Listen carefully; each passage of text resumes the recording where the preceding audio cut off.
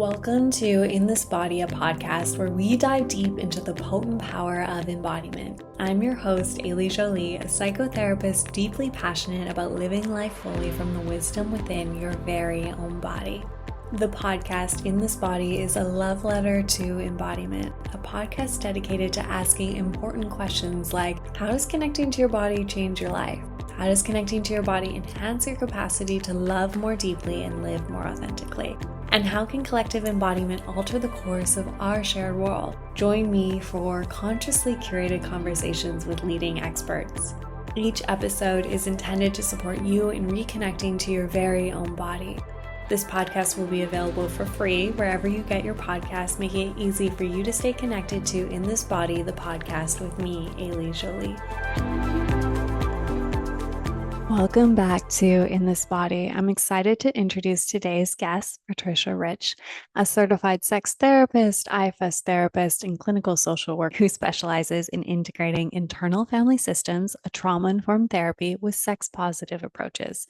She has created the self-led sexuality model for healing, pleasure, and empowerment. Patricia has spent over 2 decades in the field providing guidance and healing to individuals and couples navigating the often complex terrain of sexual intimacy and relationship dynamics. Her expertise lies in helping people address sexual trauma, shame, and body disconnection, blending somatic and relational therapies to create a holistic healing experience. Patricia is not only a practitioner, but also a respected educator and supervisor, training clinicians to approach sex therapy with a deeper understanding of trauma's impact on sexual well-being. Her compassionate approach invites us to explore our sexual selves with curiosity and kindness, offering practical tools for reconnecting with our bodies and our partners too. I am thrilled to dive into a conversation with her today about the intersection of trauma, sexuality, and embodiment, with lots of reference to internal family systems sprinkled throughout. Patricia, welcome to In This Body, the podcast with me, Ailey Jolie.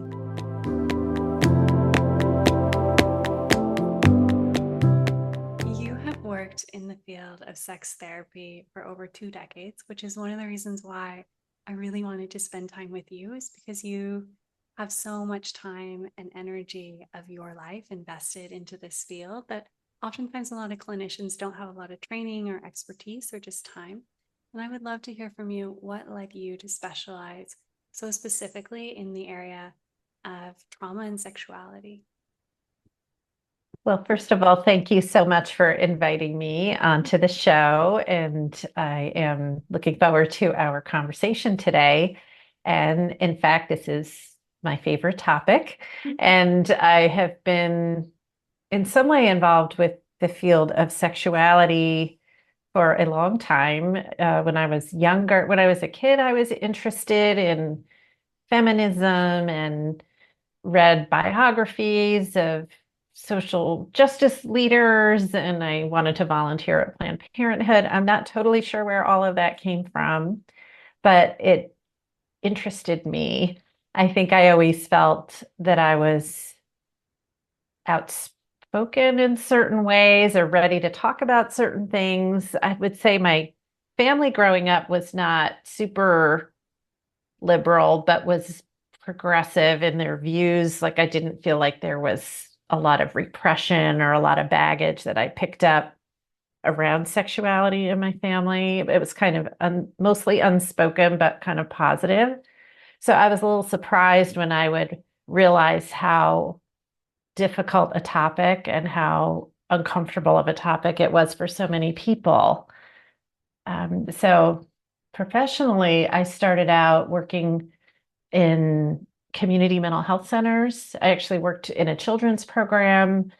I worked for 10 years in Chicago in community mental health centers.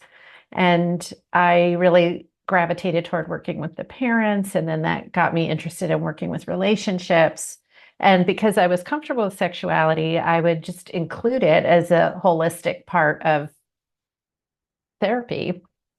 And people were very appreciative of that. And I decided I needed more training. So I went on to study sex therapy. But to me, it's just a natural extension when we're talking about connection and communication and meaning and feeling good and having a good life. To Mhm. me, to exclude sexuality and intimacy is to leave a gap. Yeah, I love that. It mirrors my kind of journey into sexuality. Oftentimes, because I've been very open about my experience of trauma and sexual violence, there's sometimes a misconception that that's what led it. But for me, it does feel like just an essential part of having vitality. If you need like a Jungian lens, like that life force energy. And I always find it so sad when it gets missed in trainings or it's just not a Mhm. part of the experience that clinicians can offer their clients. Um, I would love to hear where IFS fits into this. Like sexuality is how you just kind of conceptualize the whole being, which Mhm. is kind of rare, sadly, in the society that we're in right now. When did you start to get curious about IFS and that experience? Different parts like to answer that question Yeah, differently, of course. So, can I assume that listeners know what IFS is, or maybe should I let's give a start. thumbnail? Yeah, you give it a little description. So, internal family systems therapy was developed by Dr. Richard Schwartz, and he was a family therapist back about 40 years ago and discovered that the work he was doing externally with families wasn't completely resolving the issues in the clients he was seeing, which were adolescents with eating disorders and self harming behaviors. And so he brought his curiosity more to the internal environment and dynamics that clients were bringing to him. And fast forward, he developed a map of the inner world and identified multiplicity to be a normal condition, and that we also all have something that's bigger than our different parts, which he termed self, because people often would say, well, this isn't a part of me right now, this is myself. So there's way more to say about IFS, but in a nutshell, it kind of assumes that we have different parts of ourselves and that they have relationships with each other and they can relate and be healed by this essence of self that we Mm, all have. But that's mm, the intro. yeah. And then the piece of how did you get drawn into IFS? Where Yeah. did it come into your experience? Well, I would say that I had a recognition to some degree of parts in myself before I encountered IFS and had had the experience of facilitating a meeting and conversation with my different parts before I met IFS. Then I met IFS officially back in the community mental health center days when my supervisor was one of Dick's early trainees, and he Mm-hmm. was actually on the faculty at the place where I did my family therapy training in Chicago. So I had some preliminary introduction there. It was a very long time ago, and the model was quite young at the time. Mm-hmm. So I took in a little and moved on to work with families. And then after I did my sex therapy training, which was, probably a decade later, I re-encountered IFS on a sex therapy listserv, and there was someone who was an IFS therapist who was a sex therapist whose name is Bruce Hersey, who's still in the field. And he introduced me to the current IFS, and I Mm-hmm. went to an introductory weekend and I was completely hooked. It resonated so much with what I already knew of myself, and it took all my favorite things I had learned over the years and kind of gave a way to incorporate them that made sense and kind of Mm-hmm. led to a more clear way Mm-hmm. to open up and heal. What do you maybe wish that people knew about internal family systems that they often don't? Is there something for you that has been that really did hook you in that you wish more people knew? Because I often find people are curious about it, but Mm-hmm. then that little hook or that thing that leads them in is so unique and so specific to each person. So I'm curious for you if there was Mm-hmm. something or is something. Something that happened for me or something I would want to You can answer either one or pass both. along. Yeah.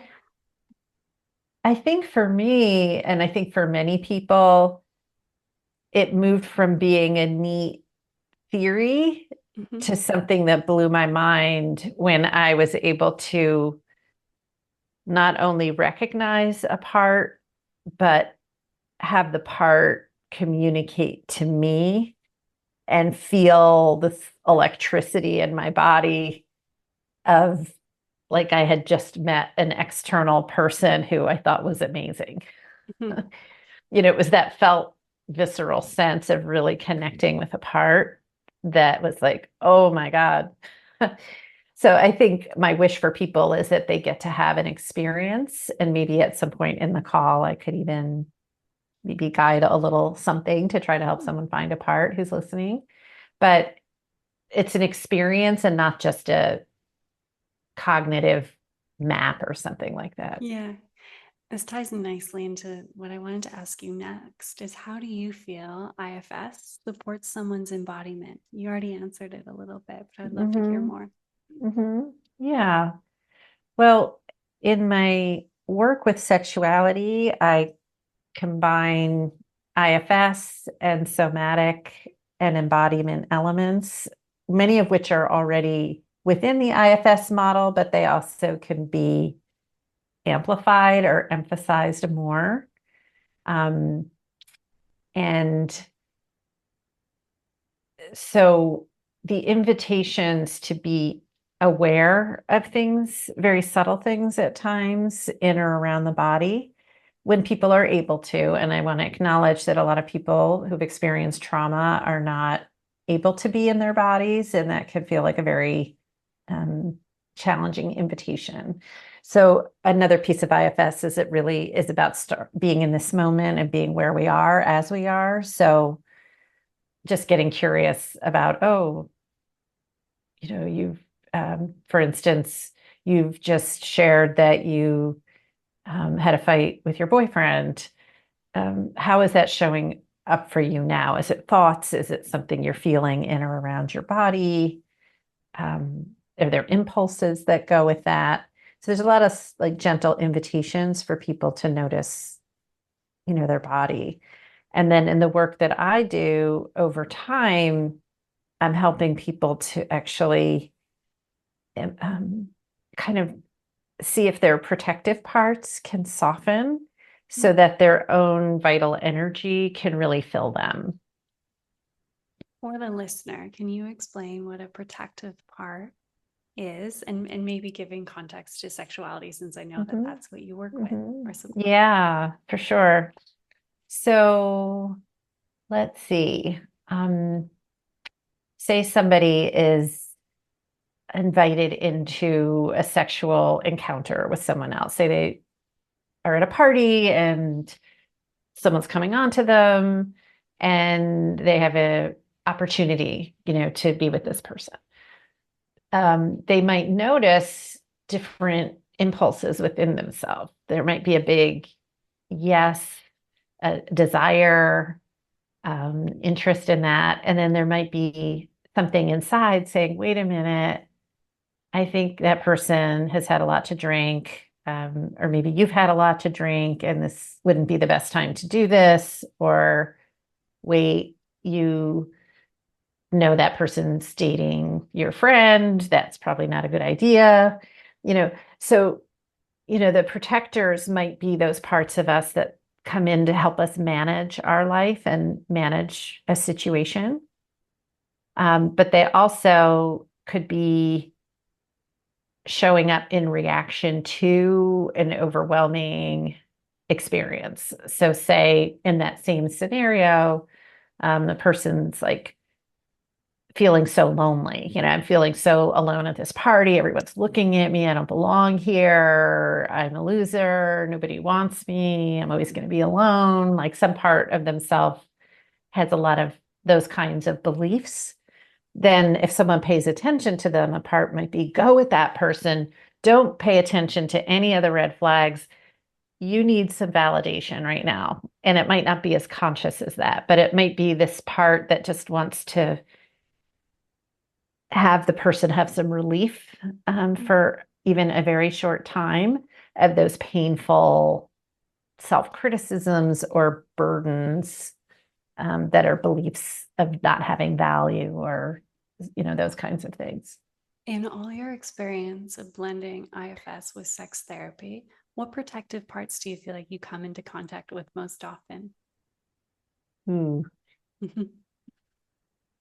There are many. And one thing that's important in IFS is to ask the part. So there's some modalities where archetypes are a thing, like there's a certain number of types of parts and their roles, and that's all there is.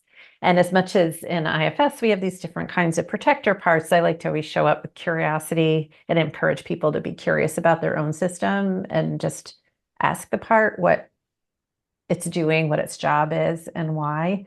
So they're so creative. They can show up in so many different ways. So I think there's just many flavors of managers, which are trying to exert a lot of control over oneself, how you look, how you perform, how pleasing you are to someone else, how you need to conduct yourself in order to be successful or possibly to protect something more vulnerable inside. So there's all kinds of manager parts that show up around sexuality. And then similarly, those impulsive, reactive soothers, or what get called firefighters in the model, show up a lot around compulsive sexuality, out of control sexual behavior, and also things like dissociation, which is common with trauma. Just something, it's so fast, it's not necessarily even recognizable, but something comes in to take a person out, to not be there, or to do something quickly that's not planful and mindful for the sake of relief or survival. I love how you answered the question by blending in like IFS and sex therapy together and like really going into protectors, we have managers and firefighters. How do you, in a session with a client, weave those two together, the IFS and the sex therapy? Before we popped on the call, I made a comment about how I don't find people very often who have that intersection of training. I know for myself, it's definitely changed how I show up when I do have someone who is bringing something that's more sexually focused. There are some definite IFS things I lean into, but I do more IFS blended work than just the main theory. But I would love to hear from you how you weave them together. What does that look like for you? Blending Mm-hmm. IFS and sex therapy. How do you feel like it really supports someone? Mm-hmm. Well, I would say there's a couple different ways. I've developed my own integrative model, which I call the self-led sexuality model. And I've identified what I call the 6 S's of sexual self-energy. And so those are a roadmap that sometimes I use to shape and guide the session. And I can share what those are if you Please would do. like. Yes, I'd love you to. So going back to what we were talking about a few minutes ago, in the model, we have this idea that we have different parts of ourselves, and then we have this core self.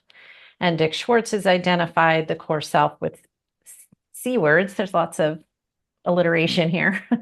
That core aspect of ourself is calm and confident and courageous and creative and compassionate and has clarity, etc. And I was getting curious about how do we recognize self in a sexual context, a consensual sexual context. And it seemed to me that our core self has qualities of being safe, sensual, spacious, sensitive, steamy, and satisfied. And so when I'm working with people, some people have a very specific concern, and we're starting from there. And I start with my sex therapist, perhaps hat on, and do an assessment initially and make sure we're triaging to the kinds of maybe a medical, evaluation or other things that people might need. And then we might focus on the specific symptom they're bringing in.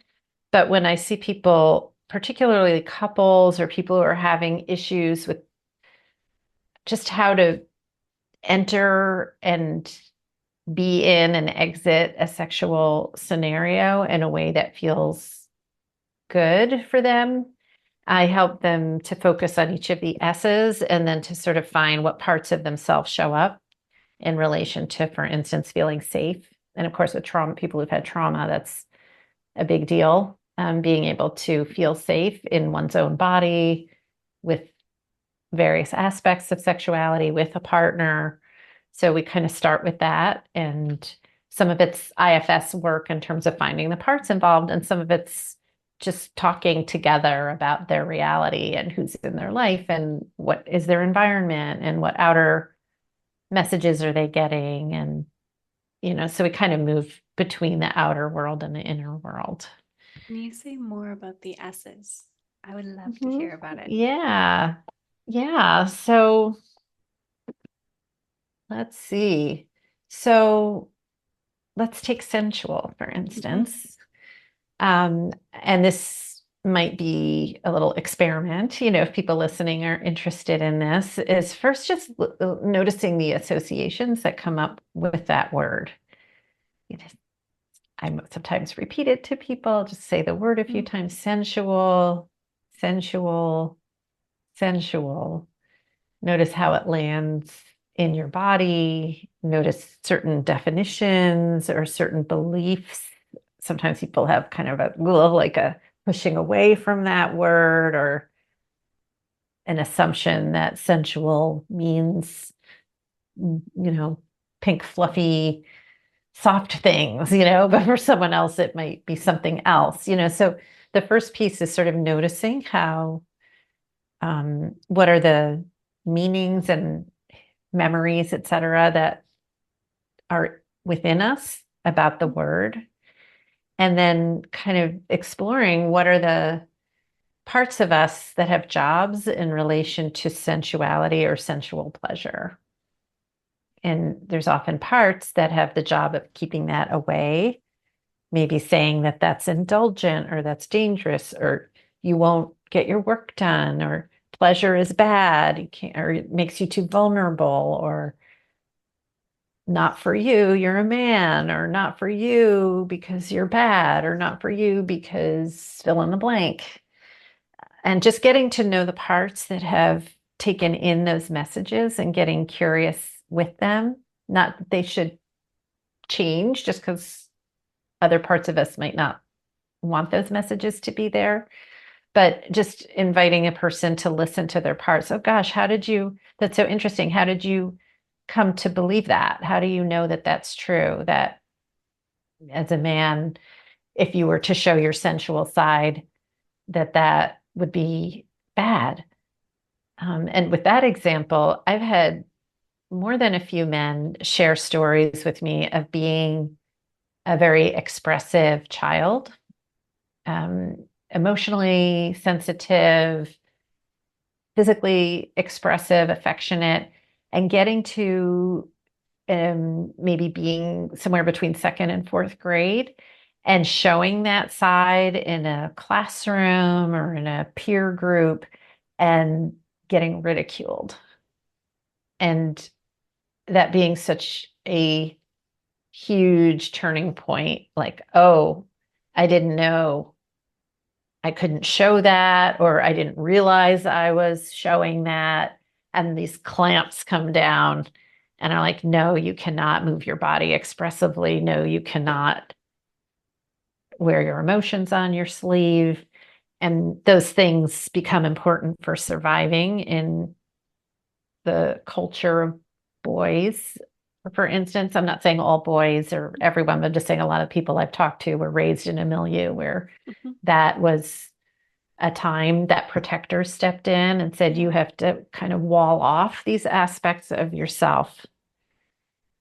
So starting with these simple words often lead to very profound experiences and sensitive parts that are maybe shut away. That's another piece of the model I didn't really mention, the very vulnerable young parts who take on burdens and get kind of shunted to the basement of the person's inner world because what they hold is regarded as putting the system at risk in some way. Can you describe self-led sexuality? Because to have self-led sexuality, some of those things that are shunted down there or put away need to be integrated or at least known. And I would love to hear how Mm-hmm. you describe self-led sexuality. It's such a Mm-hmm. beautiful term. Mm-hmm. Yeah.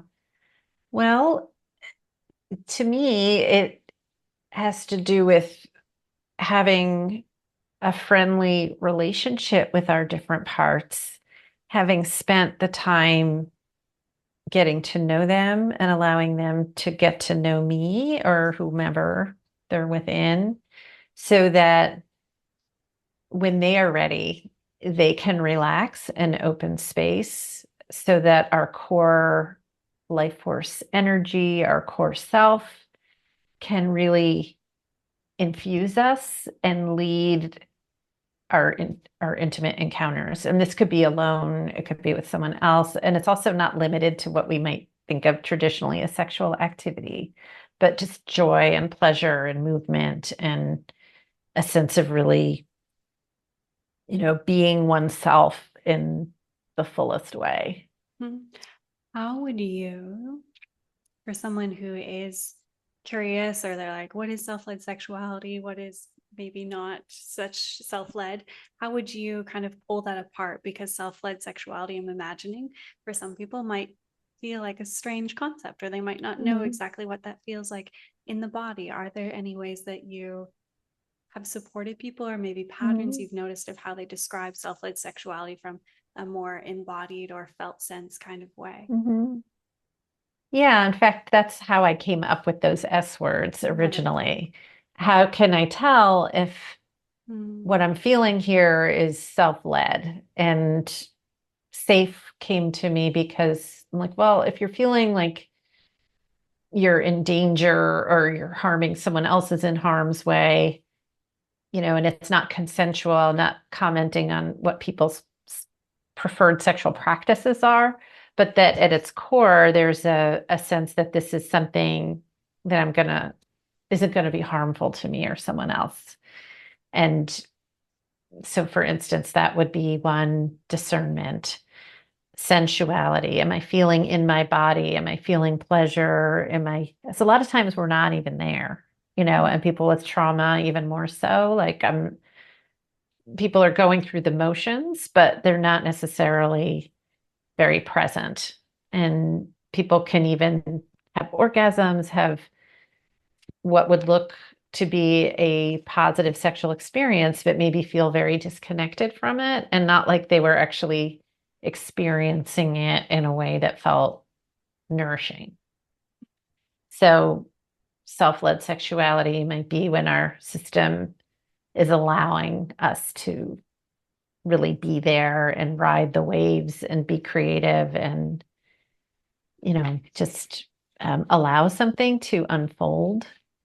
I could keep making more S words, but one of them might be spontaneity if I was going to add another S, mm, because I find a lot of people feel like they need to have a script, like this is what we do and this is how we do it. And I need to look this way and I need to wear this thing, or, there can be like a script. And I think when self energy is leading, there's a little more of, like kind of letting something flow and seeing what happens there. mm, Part-led sexuality isn't, I don't want to say it's bad. Like we need our parts and our parts can use our sexuality to accomplish different things. And those are not necessarily bad. In fact, they might be wonderful. It's just coming from a place of more agenda, right? Like, mm, oh, I'm going to, self-pleasure because I have trouble sleeping and I want to go to sleep. So that might be a manager part who's using sexual functions to achieve the goal of sleep. And I don't think that's a bad thing. But if it doesn't feel like a choice, or so consent is another aspect. And I talk about like internal consent and not just consent between people, but Mhm. within oneself. Am I doing something here that I am choosing, or am I somehow on autopilot? I'm compelled, I'm not choosing. You work with people when they experience shame around maybe what their part led sexuality has wanted in the past or maybe still wants. Because Mhm. those parts let them be firefighters, protective, or managers. They often find a way to get what they want, and sometimes that can be quite different than our self-led sexuality. Absolutely. Yeah, I'm really glad you used the shame word because that's such a heavy element in the realm of sexuality. There's so many different parts in the system that can carry burdens of shame. Just acknowledging being sexual can cause shame depending on, the environment someone grew up in. So, but the shame for past actions or for maybe doing things that were harmful to oneself or to others, that's unfortunately not unusual. But the thing that I feel is so powerful is just having a spacious presence to be able to witness and be with parts of ourselves or of our clients, with compassion and patience and presence, and just letting them know I'm here just to to help you to be witnessed, to be have a space where you can share your story. Hmm. Yeah. One thing that really stands out to me about your work and what you offer is that you also support therapists come into self-led sexuality and get to know those parts. And I would love to hear about bliss. Hmm. Yes. So in my sex therapy training, there's preparation for therapists to work with sexuality, often through exposure to a lot of different kinds of, potentially challenging videos or concepts or different sexual practices. And that's super important. Often we only know what we know, and it's important to be exposed to things beyond our own experience. But I felt like there was, and that's for sex therapists. So even as a sex therapist, I felt like I wanted more opportunity to really be with my own inner world and to get to know the parts of myself that have my own sexual stories, that have my own socialization present. And then when I started working with therapists and IFS therapists and other therapists too, to try to help them to be more inclusive of sexuality in their work, I realized, I could teach them lots of facts, but really what seems to make the biggest difference is for people to be able to have a safe space to turn toward their own parts and kind of get to know the stories, their own protectors, their clear some of their own burdens so that they're more able to hold space, for the people who want to talk about sexuality with them. Mm. So I developed a program called Behold and Lead Your Internal Sexual System, and the acronym is BLISS. And it's an 8-week series where we spend the middle 6 weeks on each of the 6 S's and, some opening and integration at the end. And it's been evolving. I now have well over 100 therapists who've been through this program, and it just seems to really help people to heal and become more able to experience pleasure and to feel more confident with clients in many different ways. So it's been exciting. How has leading bliss maybe changed your connection to your body or ability to experience pleasure or your self-led sexuality, if it has at all? Mhm. I would probably put it the other way around in the sense that I feel like it's my own journey that led to Mhm. the formation of this particular program, but then it does kind of spiral and I continue to learn things and find new edges. I think it's important to acknowledge that I'm on this journey. It's an ongoing journey to be vibrant and connected to myself physically, emotionally, spiritually, sexually. Um, and it evolves with time. I'm a good bit older than I used to be, and there have been lots of changes in my body. There have been changes in my long-term relationship, different chapters, lots of just different things happen in the course of a life. And so I use these tools myself to continue to meet and re-meet my own parts. And I want to add body parts in here too. So we have these psychological parts, the little kids inside, the teenager, the achievement oriented parts, the pleasure oriented parts, those are all there. And of course, there's my body and my own body parts. And so the more I can engage in listening to my body and having a collaborative relationship with my different body parts, that has all served to inform, the model that I've developed, as well as, helping me in my personal life. I love that you answered that question by acknowledging how it felt flipped in your mind. Because what led me to ask that question was my own bias or assumption that working with sexual trauma can be a little exhausting, because that has been my experience.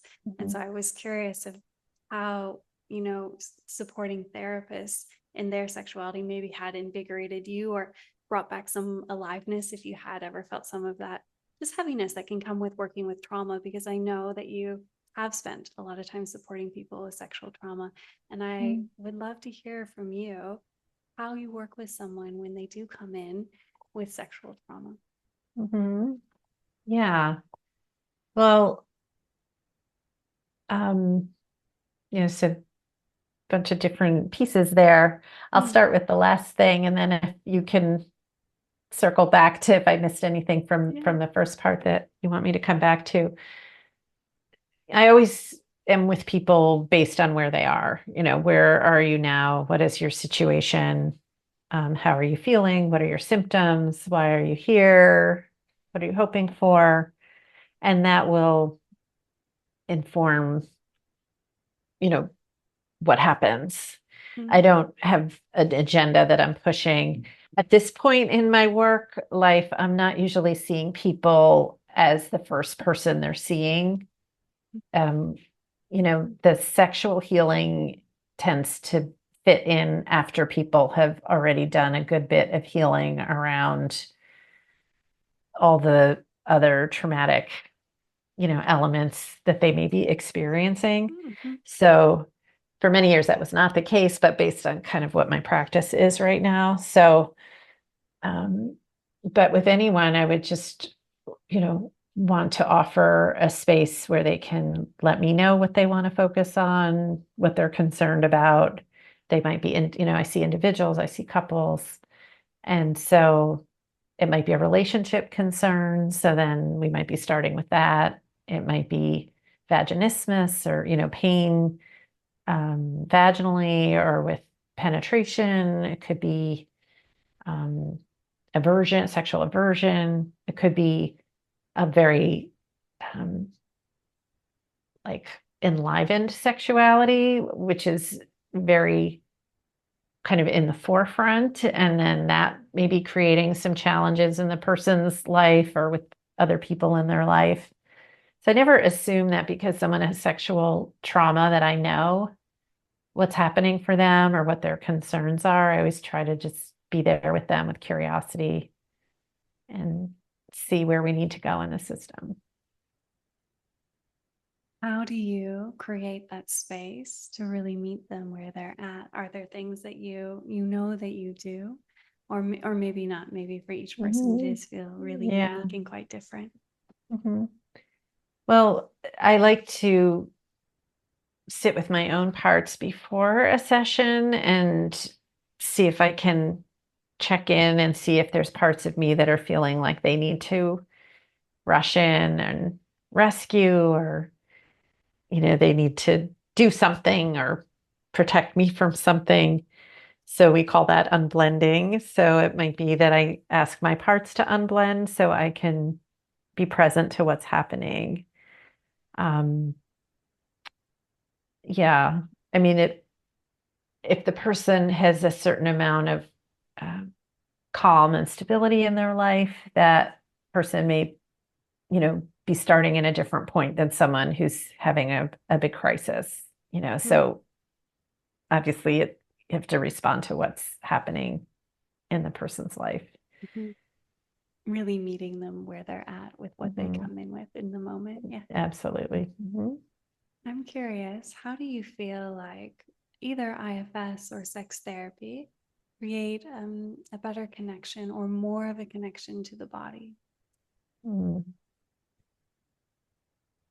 Well, I think, well, sex therapy is ultimately helping people to have an ease and a sense of flow and fulfillment in their sexuality.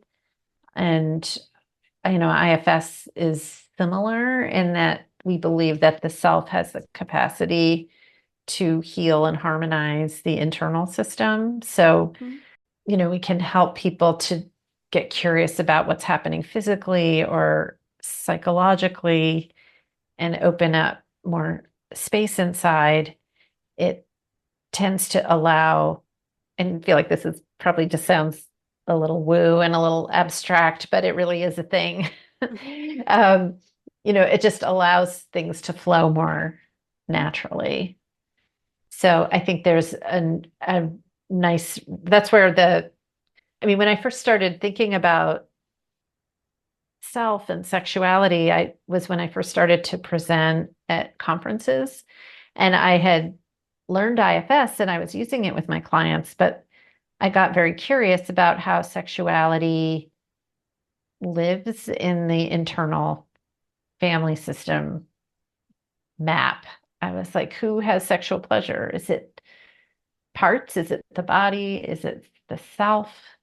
And so bringing these together, I've shared things that I observe, but really, and for your listeners, I would invite people to just see if they feel some curiosity, to get to know their own sexual response or their own feelings about sexuality more intimately.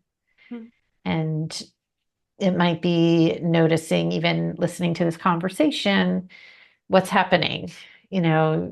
Yeah, so if you're listening to this, perhaps noticing your reaction so far to this conversation. Do you sense any energy, some connection with something you've heard, some curiosity, something you're hoping to hear? Those things can all point you towards some different parts of yourself, and maybe noticing sensations in or around your body, and just sensing if you feel permission, to stay, permission to continue to be curious and listen. And even that green light to check inside and pause and say, is this okay? Do I want to keep doing this? That's kind of a practice of both IFS and of sexual, well, it's not sexual, but of consent, right? Of just kind of in the realm of sexuality, when we talk about consent, there's this notion of ongoing consent, right? Just because we began something doesn't mean we have to stay doing it. And even something like listening to a podcast, maybe you tuned in, you didn't know what it was going to be about, and now you're listening. Like, I'm letting you know you can pause and turn it off. If this is upsetting or triggering or not interesting or doesn't feel good, to listen to the response you have inside. And conversely, if you're getting a yes, I think I want to hear a little more, or sure, I really want to know more about this, that would be a green light. And so then, there's been a check-in and some consent to move forward. Would love to hear from you because I've definitely had it in my therapy space someone who doesn't feel pleasure in their body. Or we've been speaking a lot about like connection or noticing parts. And I'm sure that you have supported people who feel quite foreign to that idea or don't actually Mm-hmm. know what that means. Mm-hmm. And what happens for you, or what do you do next when you do meet someone who's like, I don't know what you're talking about when you say feel into my body, or Mm-hmm. pleasure is not something that I feel and I don't know Mm-hmm. where to find that. Where do you Mm-hmm. start? Yeah. One place might be, how does it feel that I asked you that question? Mm, And what surfaces, and as you say that you don't know what that is, I'm just curious what that's like to say or to feel. If there's curiosity there to be able to feel that or to want that, or if it's something that really is not on the table. yeah. Mm. And if they have the curiosity on board, which I know from IFS is kind of the green light to keep going, Mhm. but if there isn't a body based connection, are there practices that you offer or invite people into, or do you kind of keep evoking some Mhm. of the IFS Mhm. model with more Yeah. curiosity and compassion? Yeah. I mean, I might ask them if it felt like they had permission inside to feel something in their body, or would there be some potential worry or concern if that were to happen? And that's a way of starting to hear from protectors. So there might be parts that say things like, well, if you started to feel in your body, then you would feel traumatic things that happen to your body, and we need you to function, and we don't have time for that. And who wants that? So we're going to keep you out. So then I ask the person, how does that sound to you? How do you feel toward that part that, you know, wants to keep you out of your body for those reasons? And just facilitate the person getting to know that protector. Mhm. Yeah. Love that we kind of are looping it back to protector, because it is so Mm-hmm. oftentimes when there is that disembodiment, there is that protected part that Mm-hmm. is going, I don't know if I can feel into this or if I want to Mm-hmm. feel into this Mm-hmm. just yet. Um, is there anything today that maybe we've touched upon that you would like to keep exploring or speaking to for the listener? Mm-hmm. Yeah. Well, I think some of the things we're talking about are about the first thing I would do or Mm-hmm. just getting started. And so I don't want people to think that's as far as it goes, that this process of greeting those protectors and really appreciating the reason that people, someone isn't able to be in their body, um, is a beginning, and sometimes then there's some room, sometimes I'll start ask people to see if they feel open to, would their protectors allow them to feel like 1 square inch of their body. Mm, And what inch might that be? And I do meditations to help people to do that. There's different things that would potentially happen along the way, but they always have a voice, and the protectors are in on the conversation. thank you. Yeah, important to like tell people there's a little bit of a trail here. Noticing the protectors, Absolutely. not just the Yeah. start and the end. Is there anything else before we close for today that you want people to know about your work or IFS and sex therapy? I'd like people to have both respect for where they are and all that they've been through and what they've had to do to make it to this moment, and honor that. And also to maybe hold some curiosity about what if within myself there was this resource that could, um, offer access to a sense of well-being, in all these different ways. What if there was a way to access that, and maybe to, feel some hope and some curiosity. And sometimes certain stages of therapy, I feel, are very careful and kind of slow, and it can feel like, oh my gosh, how long is this going to take? But then sometimes just overnight, it seems that there's some critical mass of self energy or of healing. And sometimes things just overnight almost can flip, and a person can feel so much more aliveness. Or, I spoke with someone recently who was like, I don't know how to set a boundary because I don't feel my boundaries. And then they did some healing work and they felt more of a sense of their authentic self, and their parts came into more clarity. And then felt so natural to be able to say no to something. It wasn't this sort of muscular, I have to set a boundary, and it's this total construction of something that doesn't really feel real. It's more like, oh, okay, like I'm here. That doesn't feel good. Please don't do that. And let's see what else we could do instead. Like it starts to flow naturally. And then with that power to say yes, no, or maybe, and to have those boundaries, it starts to become safe enough, to to open up to new experience and to possibly feeling things that feel good.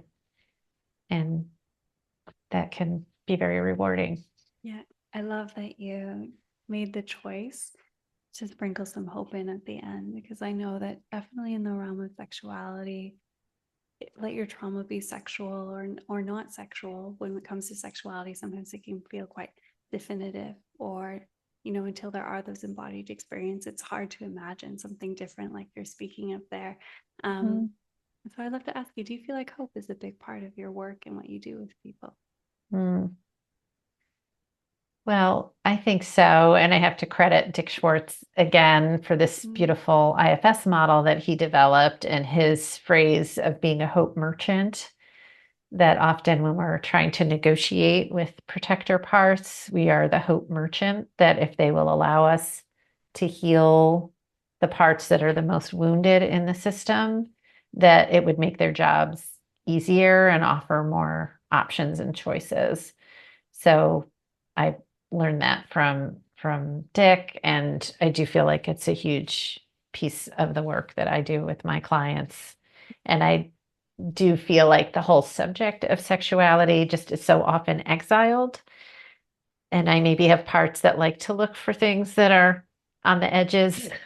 They kind of like that. So, um, we've really embraced just opening conversations, and having the opportunity to talk with you today is a wonderful way to do this, to just have conversations about sexuality, about our sexual parts, whether the model we're talking about makes any kind of sense or not, just maybe seeing how it feels to have conversations about feeling good Yeah. sexually as well as in every other way. Thank you for being such an embodiment of the IFS. Like it's really like in how you answered every question, even at the end. I was like, wow, it's really integrated into you and your self-led energy. So I really just want to take a moment to appreciate that. And we didn't get to it, but it was on my mind. Um, just that how sexuality is so exiled in our culture and our society, and how so much of people's exiles, those parts that are pushed away, oftentimes do have a sexual tone, because there's so little space in the society as it is right now for those pieces to come out and be really fully held and honored.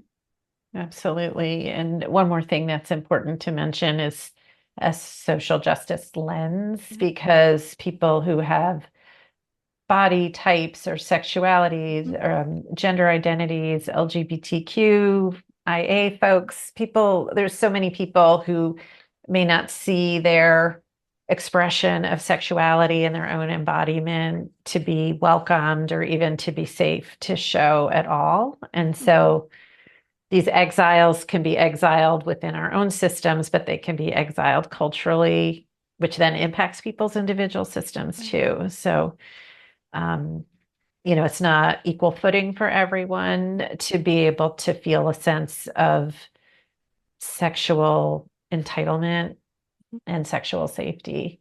Mm-hmm. So that's just another really important contributor to the challenges people may face.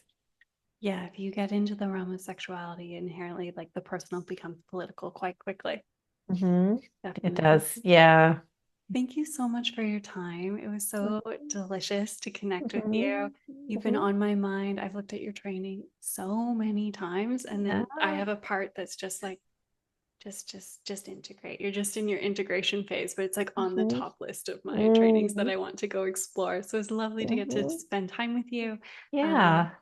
All your information will be in the show notes, so people will be able to connect with you. They'll be able to find you. I've said it before, but is there anything else you want to close with, or does it feel complete for you?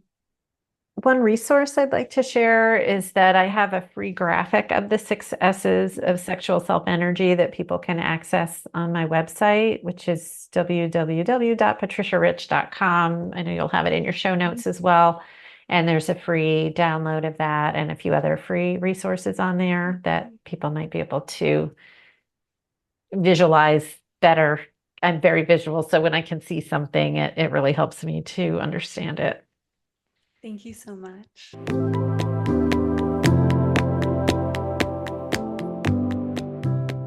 If you found value in this episode, it would mean so much to me for you to share the podcast with friends, a loved one, or on your social platforms. If you have the time, please rate and review the podcast so that this podcast reaches a larger audience and can inspire more and more humans to connect to their bodies too. Thank you for being here and nurturing the relationship you have with your very own